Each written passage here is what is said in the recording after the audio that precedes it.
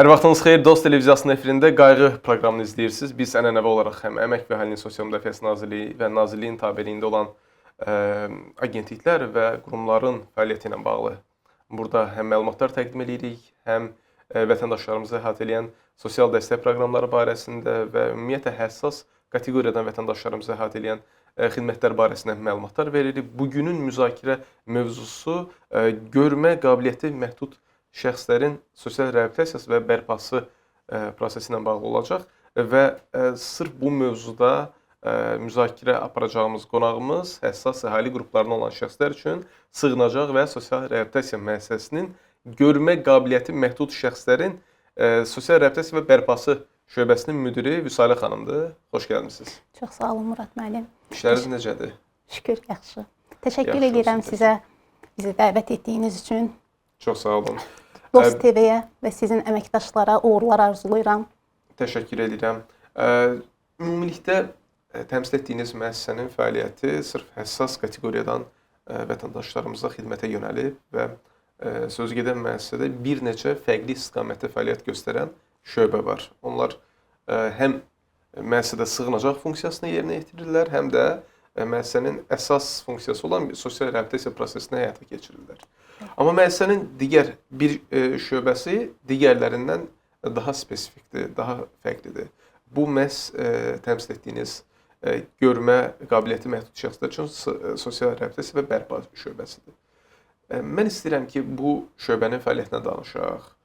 Bura qəbul necə aparılır, bura hansı xidmətləri həyata keçirir, vətəndaşımız burada nə qədər müddətdə qala bilirmi? Yəni burada proses yarım stasionardır, stasionardır. İstəyirəm ki, bu prosesdən ətraflı danışaq və kimin də sualı varsa qeyd edə bilər, suallarınızı verə bilərsiniz. Bizim sosial şəbəkə hesablarımıza həm suallarınızı, mövzu təkliflərinizi, tənqidi məsələ varsa onu, iradınız varsa onu qeyd edə bilərsiniz və biz bütün informasiya açığıq və bugün həm Vüsalə xanımla, həm də digər növbəti proqramlarda biz bu məsələləri işıqlandırmağa, müzakirə etməyə hazırıq.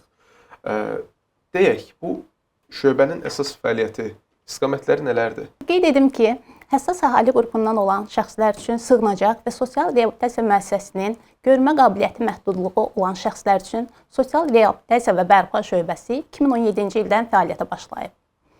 Şöbənin əsas fəaliyyət istiqaməti soruşdunuz, nədən ibarətdir? Deməli, Nizamnamənin 22-ci bəndinə əsasən bizdə sosial-psixoloji, sosial-pedaqoji, tibbi sosial və sosial məişət xidmətləri göstərilir. Sırf görmə qabiliyyəti məhdud olan şəxslər üçün konkret olaraq onların Braille əlifbasına yiyələnməsi mi? Bəli, Braille əlifbasına yiyələnməsi, psixoloji dəstəyin verilməsi, onların ikinci şəxsin köməyinə ehtiyacı olmadan fəza orientasiyası, səsli proqramlardan istifadə ilə kompüter biliyinin öyrədilməsi, bundan başqa nitq mədəniyyəti və davranışı xüsusiyyətləri öyrədilir ki, onlar cəmiyyətdə rahat şəkildə özlərini ifadə edə bilsinlər. Belə deyək də, biz ümumi olaraq görmə qabiliyyəti məhdud şəxslər formasına qeyd elədik və sözügedən istiqamətlərdə siz qeyd elədiniz, amma burada indi maraqlı nüans odur ki, bura hansı yaşdan vətəndaşlar müraciət edə bilərlər? Bura müraciət ildə neçə dəfə olur, ya ümumiyyətlə neçə dəfə mümkündür vətəndaş tərəfindən? Yəni, onlardan biraz danışaq. Məsələn, neçə yaşda olan vətəndaşlar bura qəbul oluna bilirlər? Deməli, müəssisəyə qəbul 5-29 yaşlı görmə məhdudiyyəti şəxslər, hansı ki, bunlar tibbi sosial ekspertiza tərəfindən əlilliyi təyin olunmuş şəxslərdir. Deməli, əlilliyi təyin olunan, görmə qabiliyyəti olan və görmə qabiliyyəti məhdud olan, məhdudluğuna bağlı əlilliyi təyin olunan, görmə qabiliyyəti məhdud 5-29 yaşlı. Burada dərəcənin fərqi varmı? Heç bir fərqi yoxdur. Əlillik dərəcəsi olan hər bir şəxs müəssisəyə qəbul olunur. Hansı ki, nizamnaməyə uyğun olaraq psixi xəstəlikləri, yoluxucu xəstəlikləri və daimi epileptik tutması olan şəxslər müəssisəyə qəbul olunmur. Yaxşı, burada bir nüans var. Deyək ki, məsələn, 5-29 dediniz də, indi deyək ki, 18 yaşına dəyək, uşaq yaşlarda, əgər vətəndaşı siz qəbul edirsinizsə, yəqin ki, valideyni ilə birlikdə o gəlir müəssisəyə eləmi? Yoxsa necə olur proses? Bizdə proses necə olur? Yəni 5-29 yaşlı olduqlarına görə şəxsin özü və yaxud valideyni həmin şəxsin deməli qəyyumu müraciət edə bilər. Hansı ki, Sosial Xidmətlər Agentliyinin yerli qurumlarına və ya dost mərkəzə. Müraciət əsasında ilkin olaraq qiymətləndirilmə aparılır və şəxs müəssisəyə qəbul olunur. Bizdə stasionar və yarım stasionar şəkildə şöbəyə qəbul var. O şəxsin istəyindən asılıdır.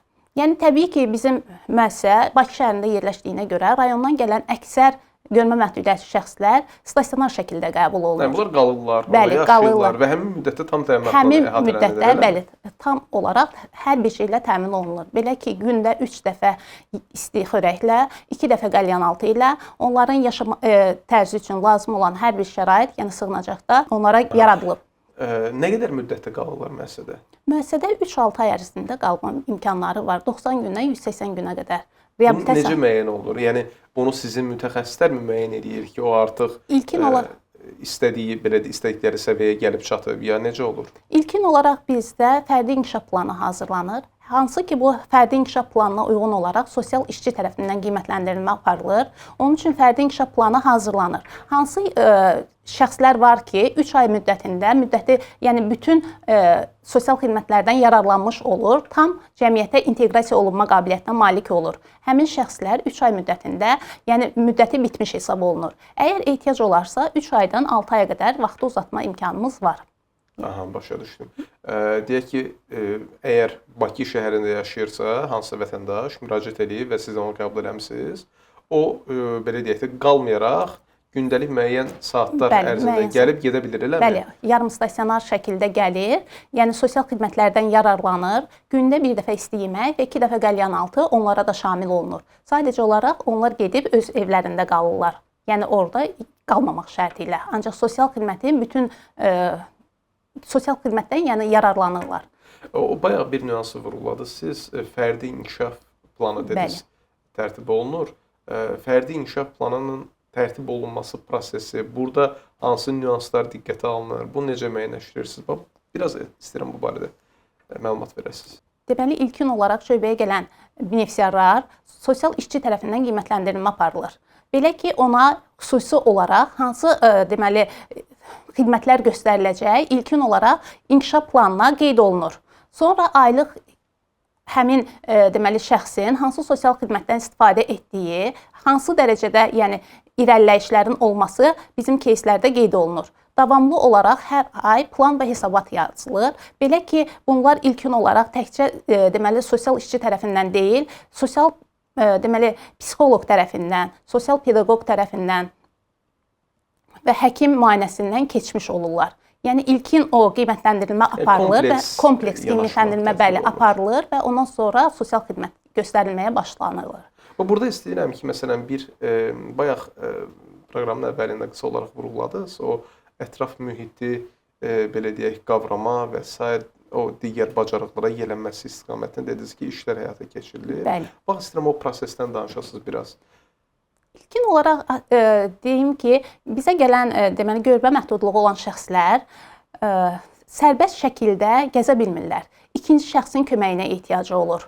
Bizə gəldikdə ilk olaraq fəza orientasiyası deyilən bir proqram var ki, deməli bu ucu deyircəkli əsadan istifadə qaydası öyrənilir. Belə ki, əsanın köməyi ilə onlar özləri heç kəsə mane olmadan şəhərdə və yaxud da ki, qaldığı mühitdə rahat şəkildə gəzmə imkanı yaranır. Fəza orientasiyası dedikdə, yəni kənar mühitin səsinə uyğun olaraq, yəni bunlar hərəkət etmə qabiliyyətinə malik olurlar. Belə ki, bunlar fəza orientasiyasını öyrəndikdən sonra tam şəkildə şəhərdə özlərini idarə edə bilirlər. Yəni onların gündəlik olaraq hərəkətinə kömək olacaq bütün o prosesi siz onlara izah edirsiniz və praktik olaraq öyrədirsiniz. Öyrədilir, bəli. Bundan əlavə bizdə hansı ki, görmə məhdudiyyətli şəxslər üçün Braille əlifbası öyrədilir ki, bu da onların gələcəkdə təhsil almaları üçün müsbət rol oynayır. Bunu çox maraqlıdır. Nə qədər müddətə öyrənirlər? Deyək ki, adətən əlifbanı öyrənmək nə qədər vaxt tələb edir bir şəxs üçün? Ortalama təxminən? Bir şəxs üçün açığı deyək ki, bəzən 180 gün ərzində bu tam olaraq yəni yazıb oxuma qabiliyyətinə malik olur. Ancaq sonra davamlı olaraq ehtiyac olduğu təqdirdə, hansı ki bunlar öz təhsilini davam etdirmək istəyir, onda təkrar müraciətlə yəni uzada bilirik.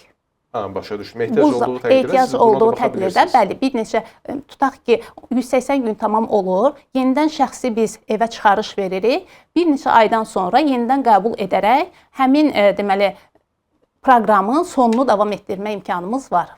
Burada əsas məqsəd odur ki, müəssisənin imkanlarından daha çox vətəndaş yararlana bilsin. Siz o, belə deyək də, yeni şəxslərə də həmin o xidməti göstərmək üçün il ərzində müəyyən müddət çərçivəsində bu prosesi həyata keçirirsiniz. Başa düşdüm. Onlar müəssisəyə qəbul olunduqdan sonra, deyək ki, məsələn, uşaq yaşlarında olanlar xüsusilə də, onların adaptasiya prosesi necə olur? Çünki, baxmayın, mən deyək ki, məsələn, ailədə kimsə öz övladını uşaq yaşlarından harasa göndərmək istəmir, birdən nəsə bir olimpiyada olur və s. olur, valideyn nigaran qalır. Hətta indi məsələnin üstünə bir də görmə məhdudiyyətini nəzərə alanda bu biraz daha həssas məqamlı düşünürəm. Murad, mən bunu çox düzgün vurğuladınız. Belə ki, bizdə, cəmiyyətimizdə belə bir şey var ki, biz uşağı özümüzdən kənarda qoya bilmərik. Təbii. Ona görə ən çox bizdə aşağı yaş qrupundan olan kateqoriyada valideyn yarım stasionar olaraq gətirir və gün ərzində özü də orada uşağın yanında olur və aparır. Bu da valideynlə iş əsas bəli, əsas valideynlə məsələdir. Bəli, təbii ki, valideynlə iş əsas məsələdir. Belə ki, biz İlkin olaraq, yəni bu məsuliyyətin demək olar ki, 90% valideynin üzərinə düşür. Çünki görmə məhdudiyyəti olan şəxs üçün artıq düşünürlər ki, bunun görməsi yoxdursa, yəni cəmiyyətdən təcrid edilmiş formada saxlayırlar. Bizim əsas məqsədimiz müəssisənin adında olduğu kimi sosial reabilitasiyanı həyata keçirməkdir. Bəli. Yəni onun cəmiyyətə qaynayıb qarışması, onun həmyaşıdları ilə ünsiyyət qurması və s. eləmi? Təbii ki, bizim əsas məqsədimiz demək bu şəxslərin cəmiyyətə təkcə sosial reabilitasiya deyil, həm də abilitasiya olmasını tərənnüm etməkdir. Hansı ki, inklusiv cəmiyyət üçün yeni addımlar atmaqdan ibarətdir ki, yəni bunu cəmiyyətdən təcrid etməyək. Aydın, əslində mən belə düşünürəm ki, görmə məhdudiyyəti olmayan şəxslərin də bax belə məhdudiyyəti, hər hansı bir fiziki məhdudiyyətlə üzləşən vətəndaşlarımızın o bildikləri, öyrəndikləri həmin prosesləri öyrənmələri çox vacibdir. Çünki onları anlamaları, onları belə deyək, cəmiyyətin həyatın bütün imkanlarından bərabər şəkildə faydalanmaları üçün başqalarının da onlara diqqəti, başqalarının da onların belə deyək, anlaması çox vacibdir deyə düşünürəm. Burada siz valideynləri qeyd elədiniz, analarını, atalarını qeyd elədiniz. Məncə ətrafları da, onların sinif yoldaşları da, onların qonşuları da, yəni cəmiyyət, insanlar bir-birinə diqqət göstərdiyi zaman cəmiyyətə çevrilir də. Bu artıq məncə çox vacib məsələdir. Təbii ki. Ona görə sizin bu veriliş vasitəsilə mən düşünürəm ki, cəmiyyətə bir mesaj olacaq ki, hansı ki, görmə məhdudiyyəti olan şəxslərin, yəni cəmiyyətdən təcrid etmək yox, əksinə onun, deməli, əksinə olaraq bunları cəmiyyətə qatmaq üçün, deməli, addımlar atmalıdırlar. İlk növbədə, yəni bu uşaqların hansı ki, deməli, pedaqoji dəstək almağa ehtiyacı var, sonra tibbi dəstək almağa ehtiyacı var. Belə ki, bəzi benefisiarlar var ki, bizə müraciət edərkən baxırıq ki, hansı ki 6 yaşına qədər tam görməyi olan şəxsdir ki, bizə müraciət edərkən artıq bu görməyini tamamilə itirir. Mən belə düşünürəm ki, görmə məhdudiyyəti, görmə qabiliyyəti məhdud şəxslərin özləri ilə yanaşı, o yaxın ailə üzvləri ilə yanaşı, onların olduqları mühitdə olan şəxslər, yəni sinif yoldaşlarıdır, iş yoldaşlarıdır, ətraf qohum-qonşudur. Bunların da həmin o prosesləri öyrənmələri vacib olar. Çünki cəmiyyətdə hamı bir-birini başa düşdüyü zaman cəmiyyətə çevrilir də, insanlar yalnız bu vaxt, bu formada cəmiyyəti formalaşdıra bilirlər. Bir də vacib bir nüans var. Bu müəssisənin xidmətlərindən istifadə etdikdən sonra həyatının digər mərhələlərində hansı uğurları qazanırlar? Belə bir müsbət nailiyyətlər, кейslər, istəyirəm bunlardan da danışasınız. Onu çox düzgün vurğuladınız. Əslində, sosial xidmətə cəlb olunduqdan sonra bizim benefisiarlar arasında çox müsbət keyslərimiz var. Belə ki, indiyə qədər 24 nəfər benefisiarımız deməli kolleclərə, universitetlərə və xüsusi tipli məktəblərə yönləndirilmişdir. Hətta onların deməli universiteti bitirdikdən sonra işlə təmin olunmasına belə köməklik göstərilmişdir ki, hal-hazırda onlar işləyirlər.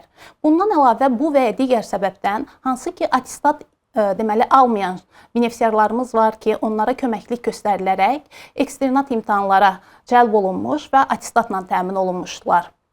Yəni onlara hər tərəfli dəstək olmağa çalışırsınız.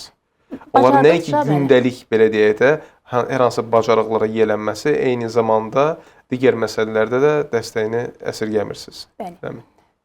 Mən əslində cəmiyyətə onu çatdırmaq istəyirdim ki, yəni əlillik maneə deyil. Əlillik fərqlilikdir. Bunu dərk etsək, sizin dediyiniz kimi cəmiyyət əsl cəmiyyətə çevrilər. Yəni bunların tək valideynin üzərinə düşməklə deyil, ətraf mühit də onları olduğu kimi qəbul etməlidir. Buna görə də bizim əsas məqsədimiz ondan ibarətdir ki, bu benefisiarlara öz potensiallarını üzə çıxarmaq və həmin potensiala inandırmaq. Yəni insan özü-özünü qəbul edirsə, cəmiyyət onu olduğu kimi qəbul edəcək. Aydındır. Burada xüsusilə də dediyiniz məqam ki, ətrafın onları qəbul etməsi, ətrafın onların o əngəl, heç nəyin insana əngəl olmadığını anlaması çox vacibdir. Bunun üçün də şəxs birinci özü anlamalıdır. Bizim əsas mövqeyimiz də ondan ibarətdir ki, həmin şəxsi cəmiyyətə olduğu kimi qəbul etdirmək. Yəni insan özünü qəbul edirsə, o qapalı mühitdən çıxartmaq, qapalı mühitdən çıxartmaq. Bəli, təbii ki, cəmiyyət onu olduğu kimi qəbul edəcək. İlk öncə onun üzərinə düşür. Yəni şəxsin üzərinə düşür. Bir məsələni də öyrənmək istəyirəm. Təxminən nə qədər müddətdən sonra onları o qapalıqdan çıxara bilirsiniz? Adətən nə qədər vaxt tələb olunur? 1 həftə, 3 həftə, 1 ay, nə qədər müddət tələb olunur ki, özünüz o fərqi hiss edirsiniz onda? Açığı lazımdır ki, bizdə yaş məhdudiyyəti 5-29 olsa da, gələn deməli benefisiarlarımızın əksəriyyəti 18-20 yaşdan sonra gəlir. Belə ki, valideyn onu deməli məhdudiyyəti olduğu üçün cəmiyyətə buraxmağa qorxur. Yəni o müddətdə, yəni onlar özlərinə daha çox qapanmış formada olur. Müəssisəyə gələndən sonra fərdi yanaşma lazımdır. Çünki bizim psixoloqlar var ki, benefisiarımız 3 ay müddətində onu tam olaraq həmin mühitdən çıxarmağı bacarır. Ancaq benefisiarlarımız da var ki, bu biraz uzun müddət sürə bilir. Aha, başa düşdüm. Bu tam fərdi bir məsələdir. Bəli, o tam fərdi məsələdir. Ancaq yəni onu qeyd edim ki, bunlar tam olaraq, yəni həmin mühitdən çıxır. Deməli, sosial reabilitasiyadan sonra cəmiyyətə tam olaraq yəni inteqrasiya olunur. Bəs ümumiyyətlə onların o aktiv həyat tərzinə belə deyək, cəlbi üçün əlavə hansı tədbirlər keçirilir? Çünki mən bildiyim qədərilə ümumiyyətlə sosial xidmət müəssisələrində nəinki müəssisə daxili, müəssisədən kənar bir sıra fəaliyyətlərə belə deyək, qatılırlar, bir sıra istiqamətlərdə həmin o benefisiarları tədbirlərə cəlb eləyirlər və s. Mən bildiyimə qədər sizin müəssisədə də bu proses həyata keçirilir. Təbii ki, sosial reabilitasiya müəssisəsi olaraq bizim öz müəssisə daxili və müəssisə xarici deməli tədbirlər olur. Bunların hər biri həmin tədbirlərdə iştirak edir. Hətta onu qeyd eləyə bilərəm ki, yəni özlərində o potensialı bilməyən benefisiarlarımız var ki, xüsusi deməli istedada malikdir. Həmin istedad bizim sosial müəssisəyə gəldikdən sonra aşkarlanıb və üzə çıxıb. Belə ki, hansının tutaq ki, musiqi istedadı var, bəzilərinin deməli şəkil çəkmə istedadı var. Onlar üzə çıxır və həmin yönümdə işlər aparılır və davam etdirilir. Biz bir neçə ay əvvəl səhv eləmirəmsə, artıq vaxt keçir, sürətlə keçir. Bir mediatur çərçivəsində müəssisədə idik. Mənim yadımdadır ki, orada bir piano ifaçısı var idi. Bəli. Və çox da sürətli formada deyir, öyrənmişdi deyəsən, özünü də getdikcə də inkişaf etdirirdi. Bəli. Akşin benefisiarımız var idi ki, o 29 yaşı var idi, heç bir musiqi təhsili yox idi. Hansı ki, o bizim müəssisəyə, şöbəyə gəldikdən sonra həmin deməli potensial üzə çıxdı və öz üzərində çalışaraq, yəni mükəmməl şəkildə həmin deməli piano ifasını davam etdirdi, mənimsədi bəli. Bundan əlavə Akşin üçün hansı ki, deməli attestatı yox idi, müəyyən səbəblərdən onu eksternat imtahanına hazırlaşdırdıq və o bu il attestat üçün imtahan verdi və attestat alıb indi öz təhsilini davam etdirəcək. Deməli əslində bu nüansları qeyd etməyimizin bir səbəbi var. Ola bilər ki, hər hansı bir evdə valideyn öz övladı ilə bağlı məhdudiyyəti nəsə səbəb olaraq görür və onu qapalı olaraq böyüdür. Bax, biz istəyirik ki, bu qapalılığı aradan qaldıraq. Biz istəyirik ki, onların cəmiyyətə qazandırılmasına nail olaq. Özlərini qazanmasına nail olaq. Bax, bu müzakirənin də məqsədi məhz budur. Düzdür, biz bugün bir müəssisənin daxilində olan prosesdən danışırıq, amma elə bir müəssisə daxilində olan prosesdən başlayır hər şey. Bir Akşini vurğuladınız. Akşin kimi onlarla sizdə benefisiar var, mən bilirəm. Doğrudur. Akşin kimi onlarla benefisiarımız var ki, hal-hazırda İncəsənət Universitetinin tələbəsidir. Yəni ki, həmin tələbələr ilkin olaraq sosial reabilitasiya müəssisəsi, yəni bizim müəssisəyə gəldikdən sonra həmin potensial üzə çıxıb ki, hal-hazırda gitara üzrə oxuyan benefisiarlarımız var, Bakı Dövlət Universitetində oxuyan benefisiarlarımız var. Bunlar uğurdur da, uğur. Təbii ki, bu müəssisənin, şöbənin uğurudur. Daha çox uğurlar arzulayıram müəssisəyə və yeri gəlmişkən əlavə suallarınız olarsa, biz mütəmadi olaraq həm sözügedən həssas əhali qruplarına olan şəxslər üçün sığınacaq və sosial reabilitasiya müəssisəsi, həm Sosial Xidmətlər Agentliyinin və Nazirliyin tabeliyində digər agentliklərin müəssisələri barəsində burada mütəmadi söhbətlər aparırıq, məlumatlandırırıq. Təbii ki, nə qədər çox məlumatlandırma aparsaq, o qədər çox vətəndaşımıza dəstək ola bilərik, onları bu prosesə cəlb eləyə bilərik və bunlar yekun nəticədə bərabər uğur qazanmağımıza gətirib çıxaracaq. Çox sağ olun gəldiyinizə görə. Minnətdaram. Məlumat üçün minnətdaram. Ola bilsin ki, kiminsə məlumatı yox idi. Düşünürəm ki, buradan çox faydalı informasiya əldə elədi və bir daha vurğulayım. Bugün bizim qonağımız, Qayğı proqramının qonağı Sosial Xidmətlər Agentliyinin həssas əhali qruplarına olan şəxslər üçün sığınacaq və sosial reabilitasiya müəssisəsinin şöbə müdiri Vüsalə Abdullayeva idi. Növbəti proqramlarda biz digər mövzuları müzakirə edəcəyik. Təkliflərinizi yaza bilərsiniz və biz növbəti qayğı verilişlərində görüşərik.